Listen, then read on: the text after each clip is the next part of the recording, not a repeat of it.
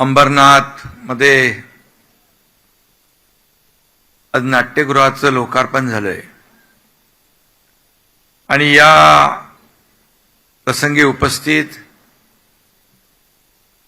मान्यवर सगळे आपले खासदारांना धन्यवाद द्यायला पाहिजे की एवढे सगळे कलावंत आज या ठिकाणी एका मंचावर आणण्याचं काम त्यांनी केलंय।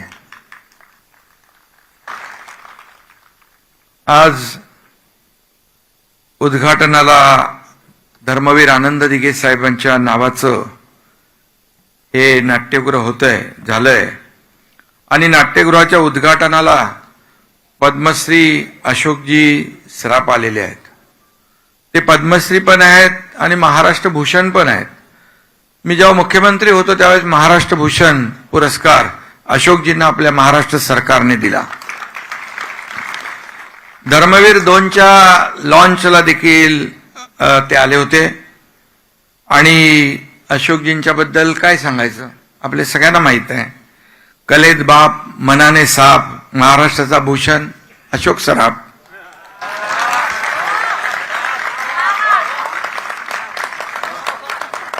तुमच्यासारखं थोडं थोडं मी शिकतोय।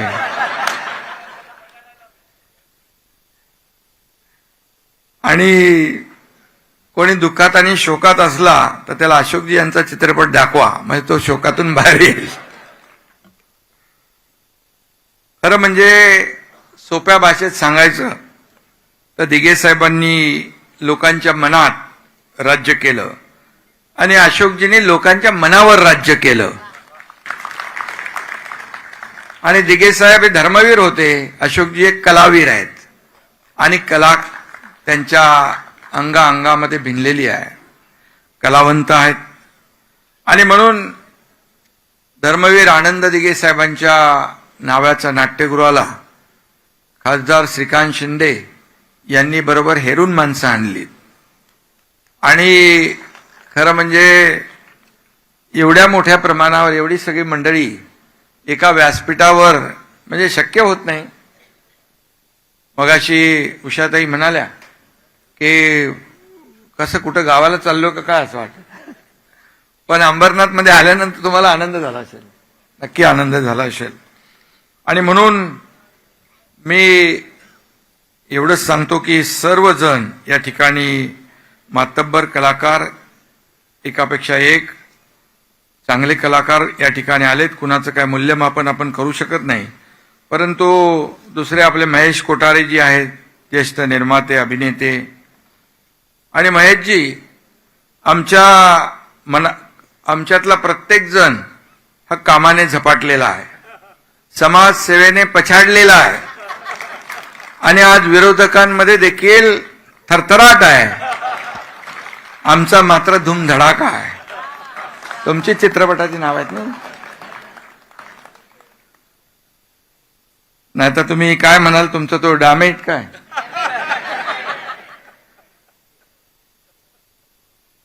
आणि आपले मकरंजी आहेत, त्यांनी देखील सगळं टिंब अनुस्वार सगळं सांगितलं। अशोकजींच्या मनातलं काही सांगितलं नाही ते बरं झालं, आणि ते तसं सांगणारही नाहीत, कारण ते चांगले कलावंत आहेत आणि आपण सगळे फॅन आहोत त्यांचे। आणि त्यांनी नाम फाउंडेशनच्या माध्यमातून जे काही काम केलेलं आहे, नाना पाटेकर आणि मकरंद भाऊनी, की माझ्या गावाला पण तुमचं सगळं नाम फाउंडेशन येतं। कोयना नदीचं जे बॅकवॉटर आहे ते गाळाने किती वर्षापासून भरलंय आणि गाळमुक्त धरण आणि शिवारयुक्त आपलं गाळयुक्त शिवार अशा प्रकारची जी संकल्पना आहे, पाण्याचं जे काही साठवण क्षमता वाढवण्याचं काम ते करतात। बाकी अलकाताई मगाशी म्हणाल्या की आपले दिगंबर प्रभूंच्या कार्यक्रमामध्ये त्यांनी म्हटलं होतं, म्हणजे तेव्हा मी मुख्यमंत्री नव्हतो, पण मुख्यमंत्री मला म्हणाल्यावर मुख्यमंत्री झालो होतो मी। आणि आता देखील मी पद वर खाली होत असतात। बाळासाहेब सांगायचे पद येतात, पद जातात, सत्ता येते, सत्ता जाते, पुन्हा येते, पण नाव जाता कामा नये, ते टिकवण्याचं काम आपण केलं. आणि म्हणून या तमाम महाराष्ट्रातल्या माझ्या लाडक्या बहिणींचा लाडका भाऊ म्हणून एक जी काय मला नवीन ओळख मिळालेली आहे ती सगळ्या पदांपेक्षा मोठी आहे. आणि म्हणून लाडक्या बहिणीकडे आहेत, कुणी काही किती सांगितलं तरी लाडकी बहीण योजना कधीही बंद होणार नाही, सांगून टाकतो आज. म्हणजे तसं मी नेहमी सांगतो. आणि या व्यासपीठावर अशोक पत्कीजी आहेत, अशोक समैलजी आहेत आपले ठाणेकर, उषाताई नाडकर्णी जी आहेत, भरत जाधव, त्यांचं आता चालू आहे काय पाठीमागे ना, सही रे सही सुरू होणार आहे ना. तर म्हणजे आजपासून नाटकांचा सप्ताह सुरू होतोय आणि आपल्याला एक पर्वणी मिळतीये. विजय गोखले आहेत, विजय पाटकर आहेत, संतोष जुवेकर आहे, सिद्धार्थ आहे आपला, विशाखा सुभेदार आहेत, प्रदीप ढवळ आहेत, सगळे अमरेंद्र फाटक यांच्या बाळ कोलटकर यांच्या कन्या आहेत आणि सर्वच मान्यवर आहेत. आता मी आमच्या पदाधिकाऱ्यांची नावं आज काय घेणार नाही, कारण आज कलावंतांचा दिवस आहे, कलाकारांचा दिवस आहे आणि नाटकाचं आपल्या नाट्य मंदिराचं उद्घाटन आहे. त्यामुळे मी अगोदरच सांगितलं होतं की आज प्राधान्य आपल्या कलावंतांना द्यायचं. आणि म्हणून सर्व व्यासपीठावरील सन्माननीय मान्यवर, सर्व पदाधिकारी, विरोधी पक्षातले सत्ताधारी सगळे, श्रीकांतनी सगळ्यांना एकत्र करून ठेवलेलं आहे. आणि विकासाच्या कामामध्ये सत्ताधारी असू द्या, विरोधक असू द्या, विरोधी पक्षाचे सगळ्यांनी एकत्रच गेलं पाहिजे. सत्ताधारी आणि विरोधी पक्ष हे रथाची दोन चाकं आहेत, ही समान वेगाने धावली तर त्या शहराचा विकास होतो, शहराचा विकास होतो.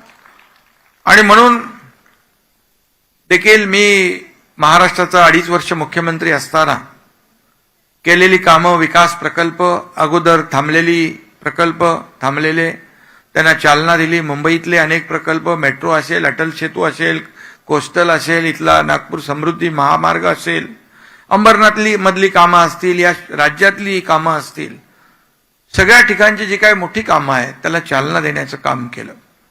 लोकाभिमुख कल्याणकारी योजना आपण केल्या. लाडकी बहीण योजनेसारखी, लेक लाडकी लखपती, एसटीचं महिलांना सवलत, शेतकरी सन्मान योजना, जी प्रधानमंत्री आदरणीय नरेंद्र मोदीजींनी शेतकरी सन्मान योजना केली, त्याला पूरक आपण देखील शेतकरी सन्मान योजना सुरू केली. आता शेतकरी संकटात आहे आणि कलावंत देखील त्यांच्या मदतीला जात आहे. सरकारने देखील शेतकऱ्याला कधी वाऱ्यावर सोडलं नाही. एकीकडे आनंद आहे तर काही पूर परिस्थितीकडे आपण पाहिलं, मराठवाड्यामध्ये दुःखाचं सावट आहे, पुराचं सावट आहे. आम्ही देखील बांधावर गेलो, तिथली परिस्थिती पाहिली आणि त्यांना त्यांची दिवाळी काळी होणार नाही, होऊ देणार नाही, हे माझं शब्द मी दसरा मेळाव्यात दिला होता, तो पाळण्याचा प्रयत्न केला, पूर्ण केला आणि शेतकऱ्यांच्या खात्यात पैसे जाऊ लागले मदतीचे. शेवटी शेतकरी हा आपला अन्नदाता आहे, मायबाप आहे. बळीराजाच्या डोळ्यात अश्रू पुसण्याचं काम आपल्याला सर्वांनीच करायचं आहे. आणि म्हणून बळीराजा, त्याच्यावरचे संकट, अतिवृष्टी, आता ऑक्टोबर असताना पाऊस पडतोय, मे मध्ये सुरू झाला. आणि म्हणून हे बळीराजावरचं संकट दूर झालं पाहिजे अशी प्रार्थना आपण करतो. मकरंजींनी मगाशी शेवटी भाषणामध्ये जय जवान जय किसान, खऱ्या अर्थाने जवान आपल्या सीमेवर लढत असतो आणि शेतकरी किसान हा आपल्याला 2 घास भरवत असतो. आणि म्हणून किसान जय जवान देखील आपण पाहिला. पाकिस्तानला जो धडा शिकवला, पहलगाम हल्ल्यानंतर ऑपरेशन सिंदूरच्या माध्यमातून पाकिस्तानला जशा तसा धडा शिकवण्याचं काम आपल्या जवानांनी केलं, त्याचाही आपल्याला सार्थ अभिमान आहे. आणि त्यांच्या पाठीशी प्रधानमंत्री कणखरपणे उभे राहिले त्यांचाही अभिमान आहे. आणि म्हणून आज मी अंबरनाथकरांचं मनापासून अभिनंदन करतो. कारण आजचा दिवस तुमच्यासाठी ऐतिहासिक आहे. खरं म्हणजे शंकराचं प्राचीन मंदिर आहे 1200 वर्षापूर्वीचं. त्याच्या परिस्थिती काय होती आजूबाजूची आपण पाहिली, पण आज तिथला विकास होतोय. शिव मंदिर फेस्टिवल, आंतरराष्ट्रीय दर्जाचे कलाकार इथे येऊ लागलेत. हे नाट्यगृह जे देखील आहे, हे मगाशी माझ्या अगोदर सांगितलं की आपलं आता तुम्हाला कल्याण, डोंबिवली, ठाण्याला जावं लागणार नाही. खरं म्हणजे अतिशय उत्तम, उत्कृष्ट हे नाट्यगृह बांधलं. याबद्दल ज्यांनी बांधकाम केलं, ज्यांनी डिझाईन केलं, त्यांचे मनापासून मी अभिनंदन करतो. आणि ज्यांची संकल्पना खासदार डॉक्टर श्रीकांत शिंदे आणि त्यांचे सर्व सहकारी, मी त्यांचं मनापासून अभिनंदन करतो, त्यांना शुभेच्छा देतो. खरं म्हणजे कुठलंही काम त्याला इच्छाशक्ती पाहिजे आणि काम करण्याचं उरक पाहिजे, जिद्द पाहिजे. शहरासाठी काय पाहिजे? या अंबरनाथ छोटं शहर आहे. पूर्वी आम्ही यायचो तर खड्ड्यात रस्ता का रस्त्यात खड्डा असं कळायचं नाही आम्हाला. पण आजचे रस्ते कॉन्क्रीटचे झालेत, चांगले रस्ते होत आहेत. या ठिकाणी अगदी शूटिंग रेंज पासून अनेक प्रकल्प, या ठिकाणी मी काय नावं घेत नाही, परंतु मगाशी आपण पाहिलं की अनेक प्रकल्प एका छोट्याशा शहरामध्ये होत आहेत. ठाणे तर मोठं शहर आहे, गडकरी रंगायतन आपलं सगळ्यांना माहीत आहे. परंतु अंबरनाथमध्ये देखील असं भव्य दिव्य नाट्यगृह उभारलं, हे देखील ही काळाची गरज आहे. या शहरातल्या लोकांची सांस्कृतिक भूक भागवण्याचं काम या ठिकाणी झालेलं आहे. आणि म्हणूनच मलाही आनंद वाटला. मला वाटलं नव्हतं एवढं भव्य दिव्य आहे. बाहेरून आल्यानंतरच पाहिलं की त्याचं किती भव्यता आणि दिव्यता आहे. माझ्यापेक्षा या सर्व कलावंतांना माहीत आहे. यांची जी काही नजर असते त्यांना माझ्यापेक्षा जास्त माहीत आहे. आणि त्यांनी त्याला एकदा सर्टिफिकेट दिलं म्हणजे ते कन्फर्म झालं. आणि त्यामुळे अतिशय उत्तम नाट्यगृह या ठिकाणी झालेलं आहे. अंबरनाथकरांसाठी खूप आनंदाचा दिवस आहे. आणि त्यामुळे मी सगळ्यांचं मनापासून अभिनंदन करतो. आणि त्याचबरोबर हे नाट्यगृह जसं शिवमंदिर फेस्टिवल किंबहुना प्राचीन आपलं शिवमंदिर हे ओळख आहे अंबरनाथची, परंतु आता या नाट्यगृहामुळे अंबरनाथची नवी ओळख या ठिकाणी निर्माण होणार आहे. अशा प्रकारचं हे नाट्यगृह झालेलं आहे. आणि अंबरनाथ हे नाट्यगृह हे आपल्या सांस्कृतिकतेचं प्रतीक ठरेल अशी खात्री मला आहे. आणि म्हणून खूप कलाकार या ठिकाणी होते. आता मगाशी सांगितलं की आपण याला नाव देतोय बाळ कोल्हटकर, आणि ते देखील तुम्ही ताबडतोब त्याचंही हे करून घेतलंय. त्यामुळे आता पुढच्या वेळेस हे इथे नाटक पाहताना या रंगमंचाला नाव दिलं आणि ते देखील मोठे कलावंत होते, त्याबद्दल देखील धन्यवाद देतो. अण्णाभाऊ साठे यांचं नावाचं मागणी होती, त्यांचा पुतळा देखील लोकशाहीर अण्णाभाऊ साठेंच्या या प्रांगणात उभा राहतोय, तोही एक अभिमानाची बाब आहे. आणि म्हणून सगळं जे काय हे सगळ्यांना या ठिकाणी सन्मान सगळ्यांचा करणं हे देखील आपलं सगळ्यांचं कर्तव्य आहे. आणि म्हणून मी पुन्हा एकदा मनापासून धन्यवाद देतो. मगाशी समेळजी म्हणाले की आता आम्हाला हक्काचं घर मिळालं, आणि खरं आहे की हे आता कलाकारांना हक्काचं घर मिळालेलं आहे. आणि नाट्य प्रेमींना देखील मिळालंय, कर्मींना देखील मिळालंय. आणि म्हणूनच ही एक नवीन ओळख या ठिकाणी निर्माण होते. यामध्ये दर्जेदार नाटकांचा आस्वाद घेता येईल. आणि आनंद दिघे साहेबांचं नाव दिलं. खरं म्हणजे आनंद दिघे साहेब देखील जेव्हा जेव्हा कलावंत अडचणीत असायचा त्याच्या मागं उभं राहण्याचं काम दिघे साहेबांनी केलं. मला आठवतंय ठाण्यामध्ये एकदा यदा कदाचित नाटकाचं काहीतरी झालं होतं भानगड. 2:30 वाजता रात्री दिघे साहेबांनी, गडकरी तुम्हाला माहित आहे, ते नाटक पाहिलं. आणि म्हणून कलावंतांच्या मागं उभं राहण्याचं काम दिघे साहेबांनी केलं. आणि दिघे साहेबांनी सर्वसामान्य माणसाच्या आयुष्यामध्ये आनंद फुलवण्याचं काम देखील केलं. सर्वसामान्य कार्यकर्ता जो आहे, काम करणारा, पडद्यामागच्या कार्यकर्त्याला पडद्यावर आणण्याचं देखील काम त्यांनी केलं. आणि म्हणूनच तुमच्या समोर मी हा एकनाथ शिंदे आज उपमुख्यमंत्री म्हणून बोलतोय आणि मुख्यमंत्री म्हणून देखील मला काम करण्याची संधी मिळाली.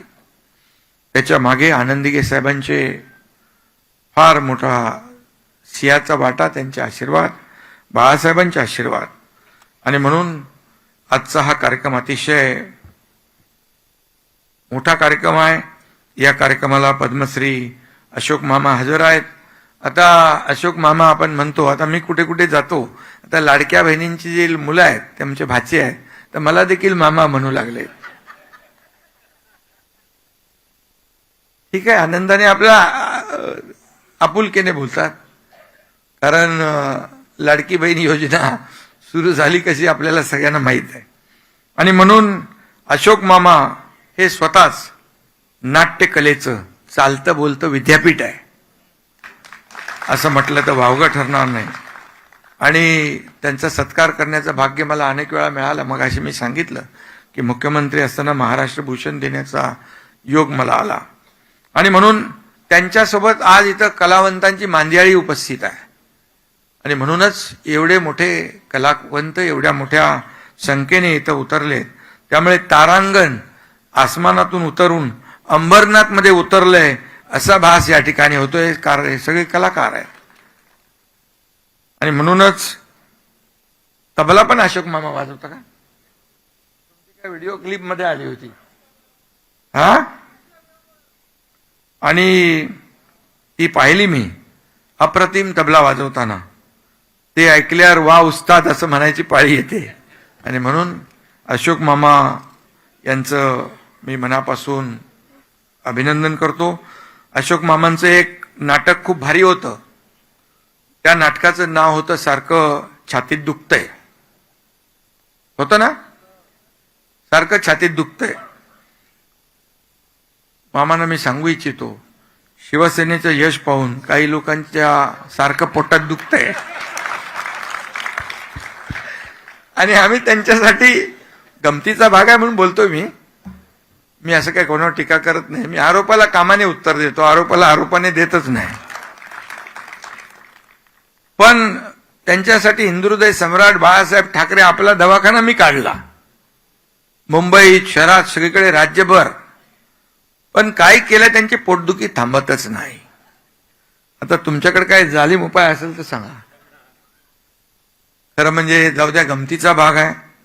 या ठिकाणी अशी अतिशय प्रशस्त असं नाट्यगृह झालंय, रंगमंच आहे, चांगली साऊंड सिस्टीम आहे, 2 छोटी सभागृह आहेत, प्रदर्शन कक्ष आहे, ग्रीन रूम आहे, पार्किंगची सोय आहे. आणि मी या ठिकाणी सांगू इच्छितो की महाराष्ट्रात अनेक नाट्यगृह तिथल्या बटाट्यावड्यासाठी फेमस आहेत. या नाट्यगृहामध्ये काय ठेवणार आहे?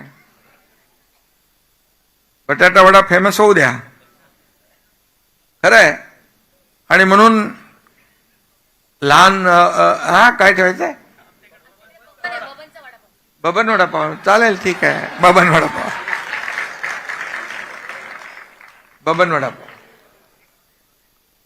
खरं म्हणजे इकडं लहान मूल रडायला लागलं तर शांत करण्यासाठी क्राय रूम सुद्धा आहे.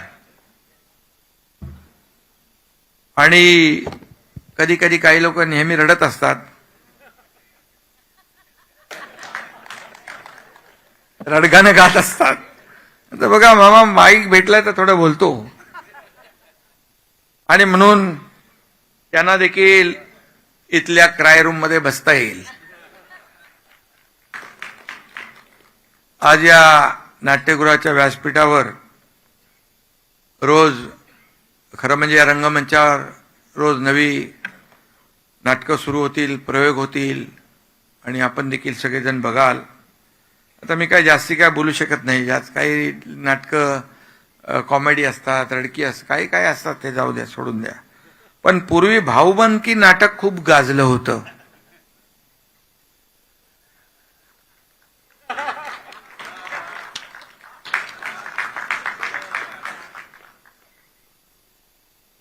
आता मनोमिलनाच्या नाटकाचं जोरदार प्रमोशन सुरू आहे.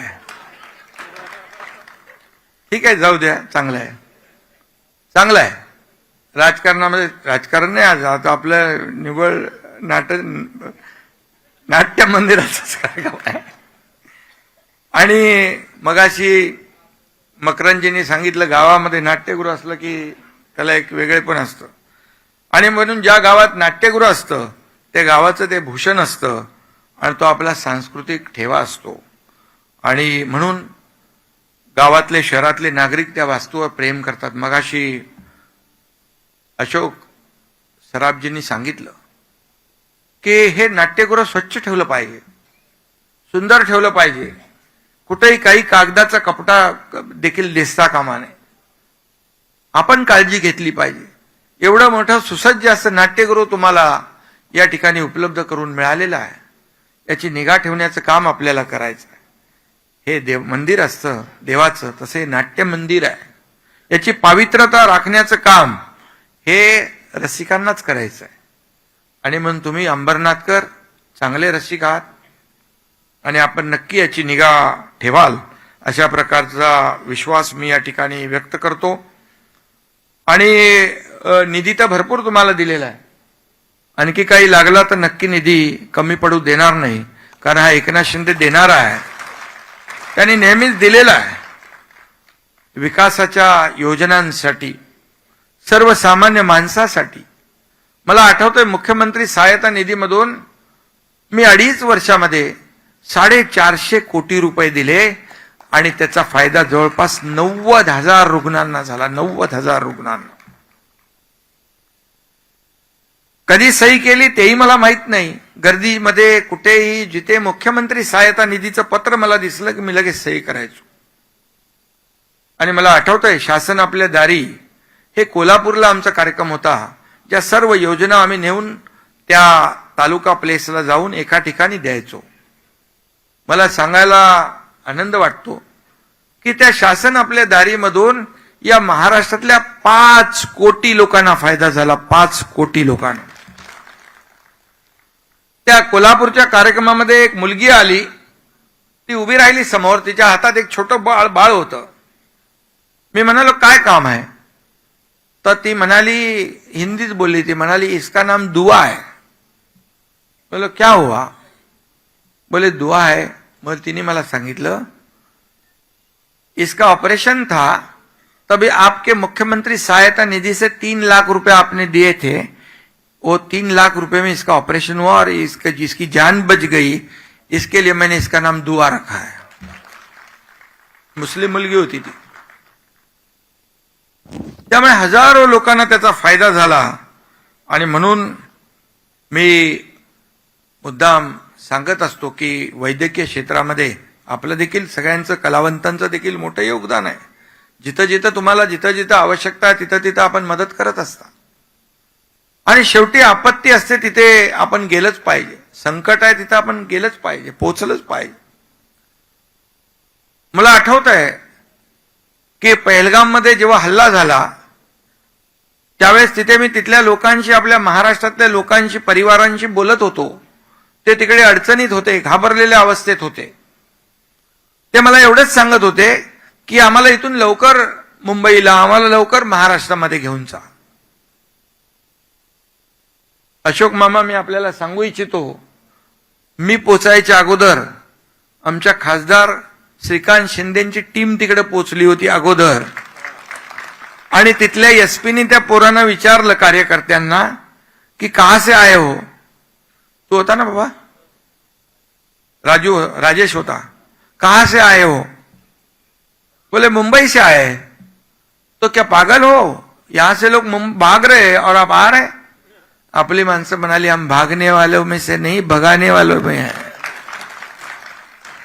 आणि त्याला माहित होतं, तो मला ओळखत होता, शिंदे साहब के आदमी है म्हणाले लोग, तो शिंदे साहब भी आने वाले होंगे. वो नहीं आ ही रहे. 5 विमानं घेऊन गेलो मी. आणि सगळ्यांना सुरक्षित आणण्याचं काम आपण केलं. जिथं संकट तिथं आपण गेलंच पाहिजे. आपली जबाबदारी आहे, कर्तव्य आहे. आणि म्हणून खासदारांनी चांगलं काम केलेलं आहे. आणि त्याचं तर अभिनंदन करायलाच पाहिजे. आणि काही लोकांनी मला धन्यवाद दिले या नाट्यगृहाच्या बद्दल, पण माझं काय काम नाही आहे. मी फक्त पैसे दिलेले आहेत. काम श्रीकांतनी केलंय. त्याच्या सर्व सहकारी, मग आमदार असतील, आमचे बालाजी आहे, सुनील आहे, वाळेकर आहे, सगळ्या लोकांनी मिळून काम केलं. तो डॉक्टर आहे, ऑर्थोपेडिक सर्जन आहे, पण मध्येच त्याला मी काढून राजकारणात आणला. पण तो डॉक्टर असला तरी सुद्धा, मी डॉक्टर नसलो तरी छोटी मोठी ऑपरेशन मी करतो ना बाबा. त्यामुळे मी गमतीचा भाग सोडा. आज सर्व कलावंतांचं मी मनापासून अभिनंदन करतो, मनापासून त्यांना धन्यवाद देतो की श्रीकांतनी त्यांना निमंत्रित केलं आणि आपला सर्व आजचा कामकाजाचा भाग बाजूला ठेवून ते या ठिकाणी आले आणि या नाट्यगृहाच्या उद्घाटनामध्ये सहभागी झाले. त्याबद्दल मनापासून मी आपल्याला धन्यवाद देतो आणि सगळ्या कलावंतांना सांगतो, सगळ्यांनी एक एक तरी नाटक इकडे करा.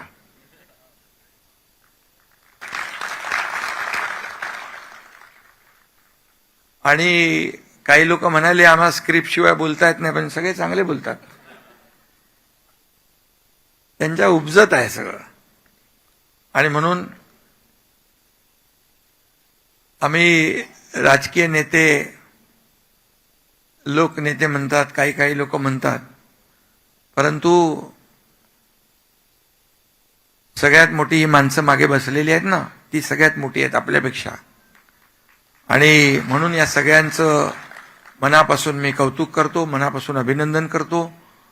पुन्हा एकदा त्यांना धन्यवाद देतो आणि आपल्याला सगळ्यांना शुभेच्छा. धन्यवाद. जय हिंद, जय महाराष्ट्र.